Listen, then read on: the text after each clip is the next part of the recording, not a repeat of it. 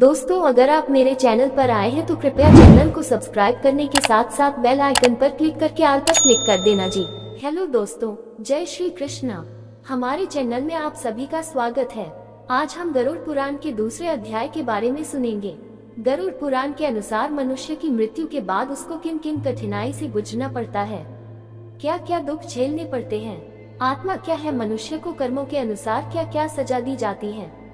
तो आइए दोस्तों सुनते हैं। मरणासन व्यक्ति के लिए कल्याणकारी कर्म। सबसे पहले भूमि को गोबर से तोपना चाहिए, फिर जल की रेखा से मंडल बनाकर उस पर तिल और कुछ घास बिछाकर मरणासन व्यक्ति को उस पर सुला देना चाहिए। उसके मुंह में पंचरत्न स्वर्ण आदि डालने से सब पापों को जलाकर मुक्त कर देता है। भूत प्रेत आत्माएं और यम के दूत अपवित्र स्थान और जमीन के ऊपर रखी चारपाई से मृत शरीर में प्रवेश करते हैं। उसके मुंह में गंगा जल डालना चाहिए अथवा तुलसी का पत्ता रखना चाहिए। कोई भी शोक न मनाता हुआ उसके पास प्रभु का नाम ले। जब तक प्राण है विष्णु का नाम ले। यमराज का अपने दूतों को आदेश है कि मेरे पास उन आत्माओं को लाओ जो हरि का नाम नहीं लेते। ओम हरि को जपने वाले मेरे पास नहीं आते। पापी मनुष्य जो नारायण को नहीं मानते, उनके कितने ही पुण्य कर्म उनके पापों को नहीं मिटा सकते। हे गरुड़, जाने अनजाने में मनुष्य जो भी पाप करते हैं उन पापों की शुद्धि के लिए उन्हें प्रायश्चित करना चाहिए। शास्त्रों में दशविधि स्नान, चंद्रायन, नवरात्र, गोदान आदि का उल्लेख किया गया है। यदि मनुष्य उनमें क्षमता के कारण सफल न हो रहा हो तो कम से कम चौथा प्रायश्चित अवश्य करना चाहिए। तत्पश्चात 10 महादान, गौ, भूमि, तिल, स्वर्ण, घी, वस्त्र, गुड़, रजत, लवण इनका दान करना चाहिए। ये पाप की शुद्धि के लिए पवित्रता में एक से एक बढ़कर है। यमद्वार पर पहुंचने के जो मार्ग बताए गए हैं वह अत्यंत दुर्गंधिक, मवाद, रकित आदि से परिव्याप्त हैं। अतः उस मार्ग में स्थित वैतरणी नदी को पार करने के लिए वैतरणी गौ जो गौ सर्वांग में काली हो और जिसके थन भी काले हो का दान करने चाहिए।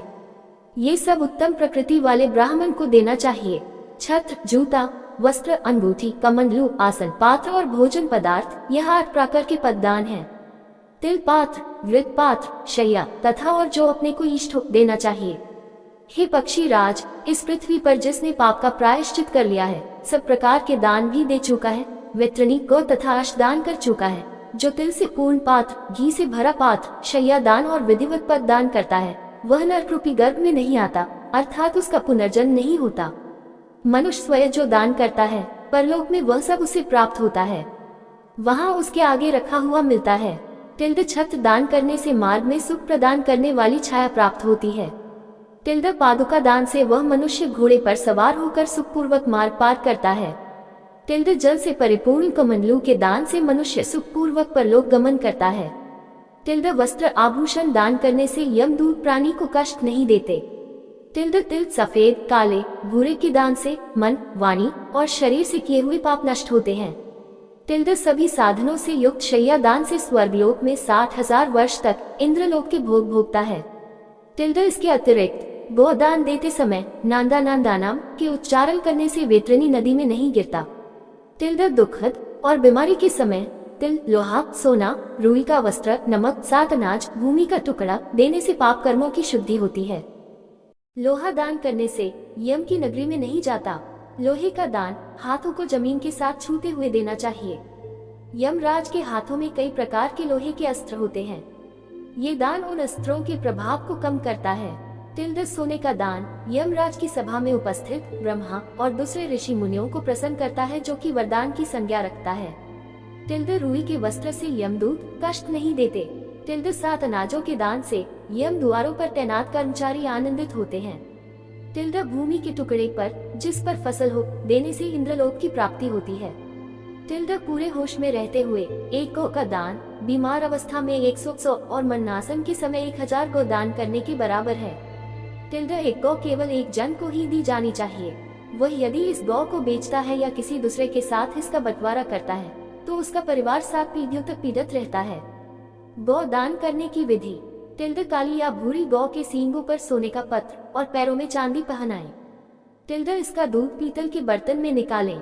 गौ के ऊपर काले कपड़े का दोषा ठाई डालें। दूध वाले बर्तन को ढककर रुई के ऊपर रखें। इसके पास यमराज की एक सोने की मूर्ति, एक लोहे का टुकड़ा, पीतल के बर्तन में घी, ये सब गौ के ऊपर रखें। तिल्द गन्ने की पौड़ियों से रेशम की डोर से बंधा एक फट्टा बनाकर धरती में एक गड्ढा बनाकर पानी से भरें और फट्टा को इसमें रखें।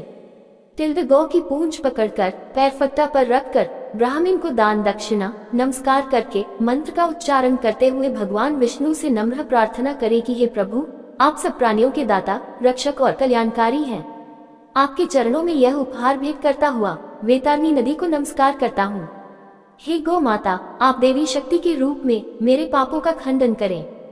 फिर हाथ जोड़े हुए यमराज को गौ की प्रतिमा में देखते हुए इन सब के गिर्द एक चक्कर लगाकर ब्राह्मण को दान में दें।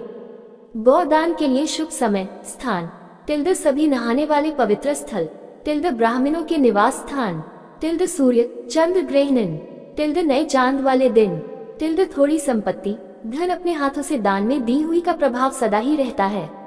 धन संपत्ति पत्नी परिवार सब विनाश होने वाले हैं, इसलिए पुण्य कर्मों को संचित करो। पुण्य दान छोटे बड़े से मेरे को कोई फर्क नहीं पड़ता।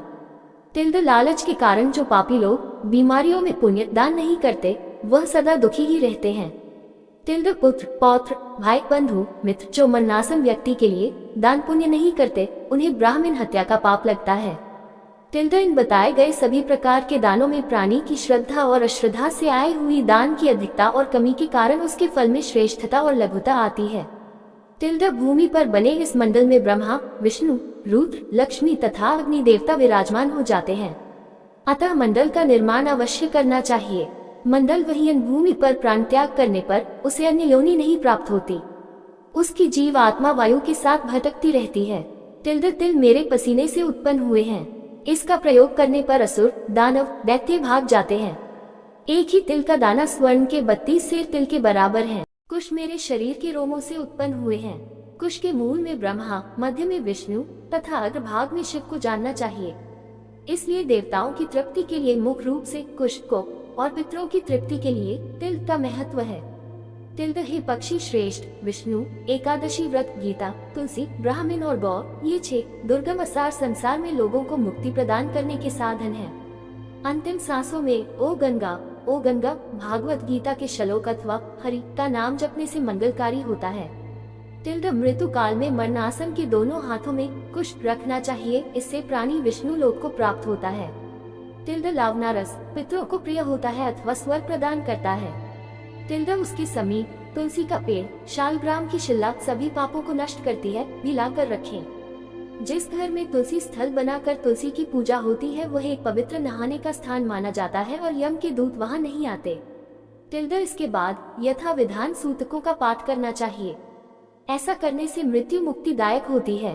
तिल्द शोक न मनाते पुत्र को सर मुंडवा कर नए वस्त्र धारण कर अपने प्रियजनों के साथ लाश को नहलाना चाहिए। तिल्द इसके बाद मरे हुए व्यक्ति के शरीरगत विभिन्न स्थानों में मुख नाक के छिद्र नेत्र कान लिंग ब्रह्मांड पर सोने की शालाखें रखें। तिल्द उसके शव को 2 वस्त्रों से आच्छादित करके कुमकुम और अक्षत से पूजन करना चाहिए। तिल्द घर की बहुरानी और दूसरों को लाश की गिर्द चक्कर लगाकर उसे पूजन चाहिए और मरण स्थल पर चावल की खीर लाई अर्पित करना चाहिए। ऐसा करने से धरती माता और दिव्य शक्तियां प्रसन्न होती हैं। पुष्पों की माला से विभूषित करके उसे पुत्र बंधुओं के साथ द्वार से ले जाया जाए। उस समय पुत्र को मरे हुए पिता के शव को कंधे पर रखकर स्वयं ले जाना चाहिए। यदि मनुष्य को मोक्ष न मिलता हो तो पुत्र नरक से उसका उद्धार कर देता है। जो पुत्र लाश को कंधा देता है उसे हर कदम पर अश्वमेघ यज्ञ का फल मिलता है। उम्मीद करते हैं दोस्तों आपको ये गरुड़ पुराण के दूसरे अध्याय के विचार सुनने में अच्छे लगे होंगे। अगर विचार अच्छे लगे हैं तो दोस्तों चैनल को सब्सक्राइब करके ऑल पर क्लिक कर देना ताकि आपको आने वाली वीडियो का नोटिफिकेशन मिल जाए। इसी के साथ विदा लेते हैं। कल फिर एक नया गरुड़ पुराण का पहला अध्याय लेकर हाजिर होंगे। तब तक सभी दोस्तों को जय श्री कृष्णा जी।